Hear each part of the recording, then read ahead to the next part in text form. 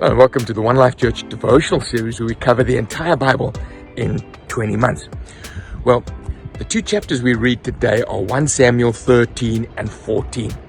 And to do today's reading, what I've done is I've climbed up a gully at the back end of Sea Point. And you'll see the reason why in a moment. Well, in 1 Samuel 13, Jonathan finds an outpost of the Philistines, attacks it, which provokes the Philistines for war. And they muster their troops. It terrifies the Israelites because this chapter says that they were as numerous as the sand on the seashore. And so what the Israelites did is they went into gullies like this. They went into cliffs. They went into holes in the ground. They went and hid away from the Philistines. They were terrified. Saul tries to muster his troops and he pulls them together. And thinks before I go into battle, I better inquire of the Lord. And waiting for Samuel. Samuel doesn't pitch. So he does some sacrifices himself. Well, when Samuel arrives, he says, this is not acceptable. He says, you've done a foolish thing. You have not kept the command of the Lord. That's an important word. You have not kept the command of the Lord. You have. He would have established your kingdom over Israel for all time, but now your kingdom will not endure. The Lord has sought a man after his own heart. Verse 13 and 14 says, you disobeyed God in doing these sacrifices, and he's looked for a man whose heart obeys him. Now you're saying, well, isn't this a bit rough? He's just, done a few sacrifices. After all, sacrifices are good. Well, why is he being judged for that? Well, it's not really about the sacrifices, because David sacrificed. He wasn't judged for that. Solomon sacrificed. He wasn't judged for that. You see, the difference was that David's sacrifice, you'll read about it in 2 Samuel 24:18, he did under the express instruction of the prophet Gad. And when Solomon made his sacrifices, he did it with the priests in attendance. But what Saul had done, he had deliberately disobeyed what Samuel had told him. This is what he is told to do in 1 Samuel 10 verse 8.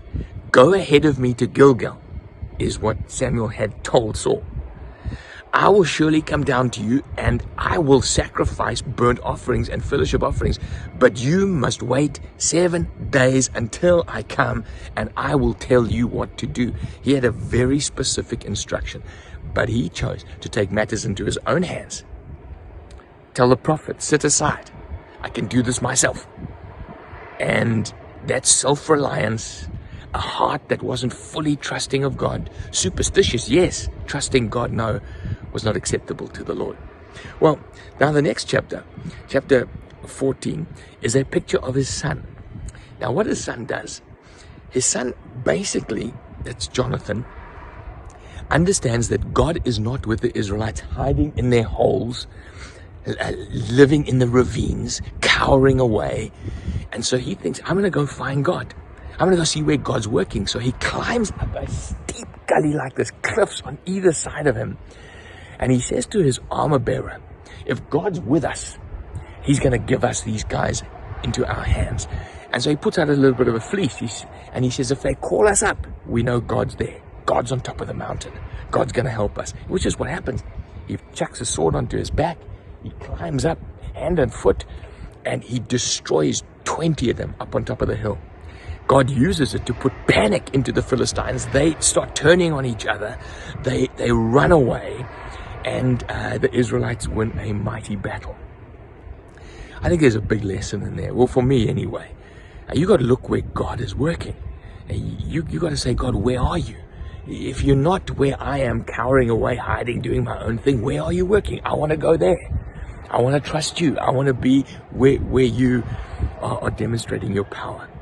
Now, the story goes on. They were in a thicket of trees. You can see some trees up here behind me. And Jonathan saw some honey on the ground. He was hungry. He had just slaughtered 20 Philistines. And so he takes the honey and he eats it. And one of his military men says to him, listen, your father's made a covenant. He's made a vow. He's made us all swear that we won't take anything to our mouth until we've defeated the Philistines. And the Israelite army was tired and they were hungry and they were weak because they hadn't eaten. Jonathan says, my dad's done a bad thing there. Anyway, Saul tries to hear from God. God's not speaking. And he says, we've got to find out who's disobeyed. He finds out that it's his son. He wants to kill his son. Can you believe it? And the people say, no, stop. You're not going to do that. You're not going to kill him. He's just given us an incredible battle. When we see these two chapters, we see Jonathan, who's really pursuing God, looking for God, but he's shackled to this dad of his who is temperamental, foolhardy, has not got a heart after God. It's an incredible study of leadership. I trust you enjoy it.